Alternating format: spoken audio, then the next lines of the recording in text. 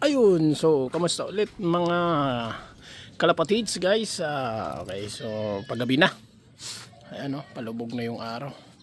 Pero maliwanag pa sa camera ko Ayun o, may mga nakatambay at naglalakad-lakad ulit yan Park kasi yan, yung bandera yan. Tapos ito simbahan. So talagang pagka ganitong oras, maraming tumatambay dyan, papahangin. So kabila so ayan, so mabalik tayo sa ibon. Kahapon di ba nagparonda ako, meron na naman nakakalungkot.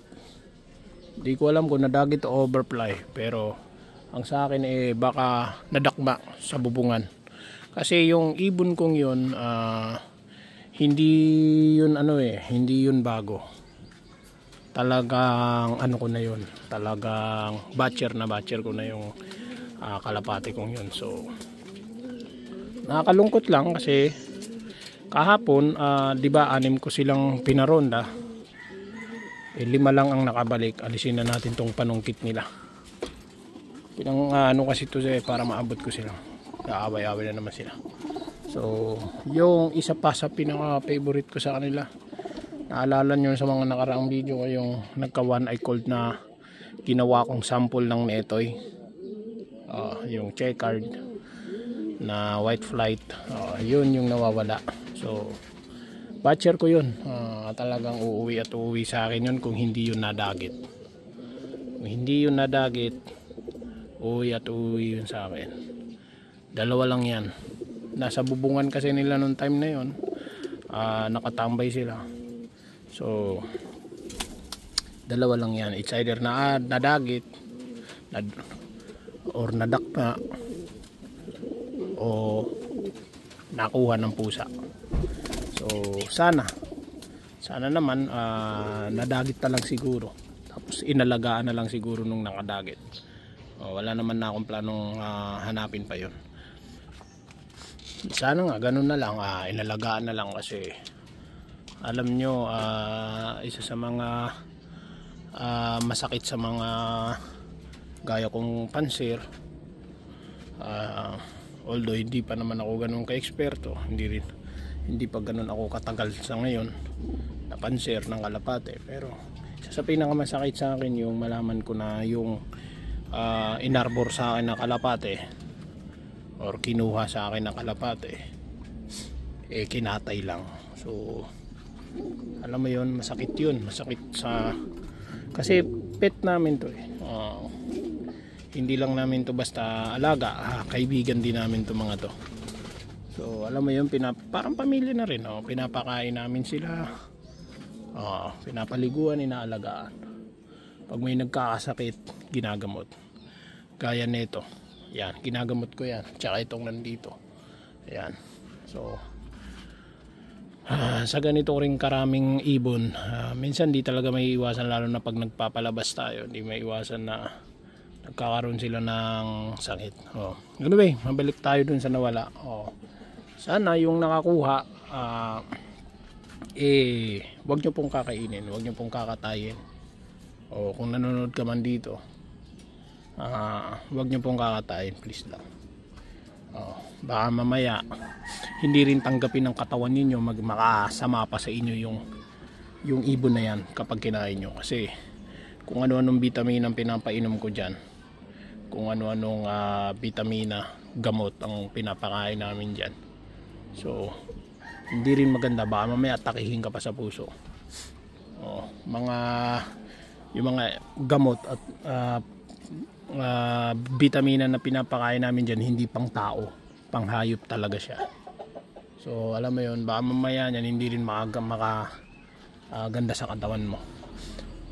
So sana kung nanonood ka man, okay lang naman, sabihin mo sa akin na nasa iyo yung ibon. Kung gusto mo talaga siya, di sa'yo na lang. Kaya lang wag mo naman kakatayin.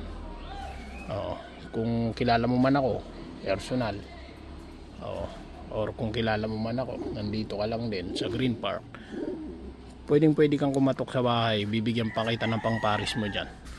Kasi sa pagkakaalam ko, cook yan, although hindi ko pa sigurado, dahil nung nakuha ko yan, YB pa lang yan. Hindi pa yan masyado marunong bumarako, pero tingin ko cook yan. So sana naman kung nanonood ka, wag mo naman katayin, alagaan mo na lang. Alagaan mo sana yung ibon na yan dahil maganda rin naman linyada ng ibon na yan. Oo, nanonood ka man sana. Alagaan mo maayos. Ayun. Kaya lang hindi ko sure kung mapapabatcher mo yan dahil nga sabi ko nga batcher na sa akin yan. Kung hindi na dagit yan, uuwi at uuwi sa akin yan. Hindi rin pwedeng mag-overfly yan dahil hindi naman yan unang beses na pinalabas ko siya. Maraming beses ko na siyang pinalabas. Kaya hindi yan mag-overfly. Oo, na-train ko na rin yung ibon na yan. Babalik at babalik sa akin yan kung buhay pa yung ibon na yan. Pero sana kung gagawin mong breeder, sige. Okay lang, basta alagaan mo maigi. Huwag nyo po sana katayin. Okay.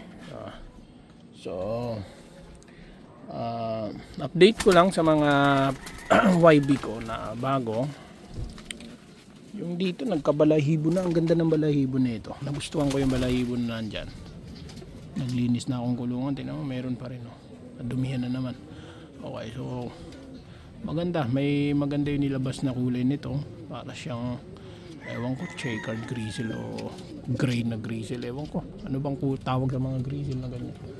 Basta kakaiba yung kulay nito, guys. Kakaiba. Parang, alam mo yung pinagsama tong dalawang to. Parang ganito. Parang yung tatay na ganyan. Pagka gray, yung kinuha yung gray na blue bar. Pero hindi sinama yung bar. Tapos sinaluan ng ganitong kulay ng ito pala tatay pala, yung isa pala yung parang brown. Parang ganyan, alam mo yun. Parang pinagsama yung kulay nila. Well, tingnan ko nga. Makuha natin. Pakita ko sa inyo. Kakaiba yung kulay nitong mga anak nila. Ayan. So, di ba? Kakaiba yung kulay nila. So, sana malulusog naman sila. So, sana pag nabuhay at nabuo na yung kulay nila, makita na natin. Pakita ko sa inyo na maayos. Ito wala, ayaw niya umalis halos dyan sa ano niya. So, hindi ko pa nakikita. So, maliit pa naman yan, yung anak niya dyan. Wala pang balahibo. Oh, ayun. Ito, binalik ko na naman. Iiyak-iyak na naman.